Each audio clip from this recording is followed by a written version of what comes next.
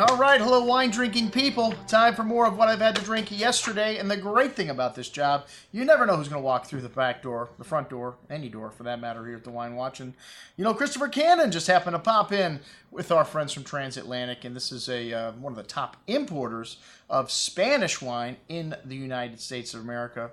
The Great Vega Sicilia, probably the greatest wine in his portfolio, but he also has got a lot of great stuff from France. And he's probably got some stuff from other places also. But he also has his own winery. He purchased this Clos Figueras property in 1997. And this is a property that had been around for a while. The name refers to the fig trees on the property.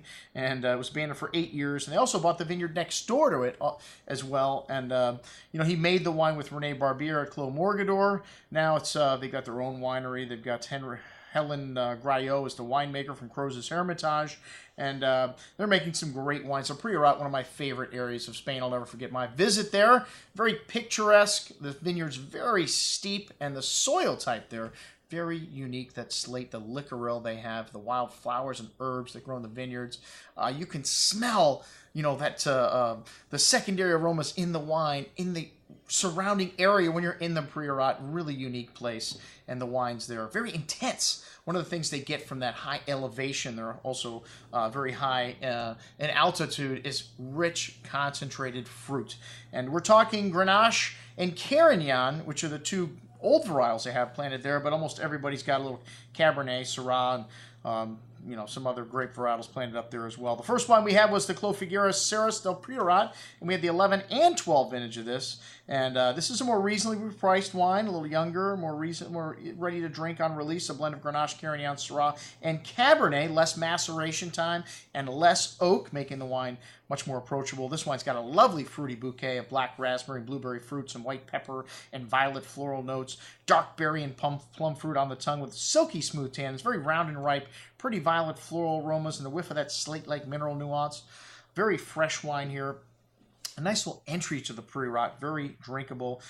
And it looks like the price, they've got a good deal on this at the moment to get rid of the 11, $26.25, as is the 2012, a little bit more expensive. 2011 was the fourth year of a drought, and 2012 was a bit cooler, and they had very good concentration here in this 2012, as you notice that in the nose here. Very forward bouquet of dark and red berry fruit, some of that slate-like minerality, wild flowers and herbs also showing here. Very bright and fresh on the tongue, that blackberry fruit. Fine tannins, light and easy drinking with a short but pleasant finish, echoing that wildflower and herbal note from the nose through the finish. A very good little bottle of wine. Actually, I like the 11 slightly better, but both of these very nice.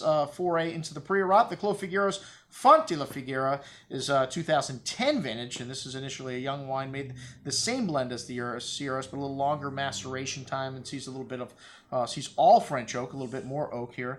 And this is an average vintage here, 2010, not too hot, not too cold, producing very balanced wines. Your lovely bouquet here, coffee, dark spice to the fresh crushed rock and blackberry, blueberry, liqueur-like fruit, lavender, violets, a little diesel-like note coming out as this wine opens up here. Very big and chewy on the tongue. This wine's got a host of that blackberry and blueberry-like fruit, really intense, some lovely black spice, that petrol note showing there in the finish, and really fine tannins, wonderful balance. A big wine, but quite fresh, and excellent wine at $42.75. And then the 2007 big boy, the Clos Figueras. This is 60-year-old Grenache and 80-year-old Carignan, a touch of Syrah and Cabernet, fermented in open-top barrels and then aged in the same barrels. This seasons the oak, he says. Gives a little more complexity to the wine, and that name existed, well, we mentioned that, the Clos Figueras thing. Christopher bought it, so he didn't come up with that. I always ask people, where'd you get the name for this?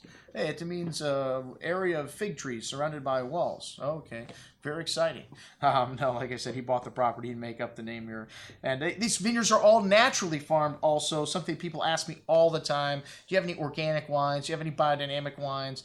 Yes, most of the world's great wines, the vineyards are farmed like that because, like you know, when you get sick, if you take antibiotics every time, it's not good for you, just like the vineyards. So anyone that's making fine wine, you can pretty much be sure their vineyards are sustainably farmed, organically farmed, or biodynamically farmed, one of those three. you. This wine's got a beautiful bouquet of dark berry fruit, raspberry, dark cherry, notes of mocha, fresh crushed rock, and that dried floral note. Lovely intensity here. Some evolution showing, but still lots of primary fruit here. This wine is big and chewy on the tongue with an array of that herbs and flowers, and wonderful acidity here, holding things together through the finish. Most excellent juice. This wine will last another 5, 7, 10 years easily in your cellar, although I like pre-rot on the young side. Some people, well, the greatest wines that are pre-rot you can age in your cellar for a couple of decades. This wine, $88.50. And most excellent juice. That's what we had to drink with our friend Christopher Cannon. I'm your host, Andrew Lampasoni, signing off for the Wine Watch, saying remember, always drink the good stuff first.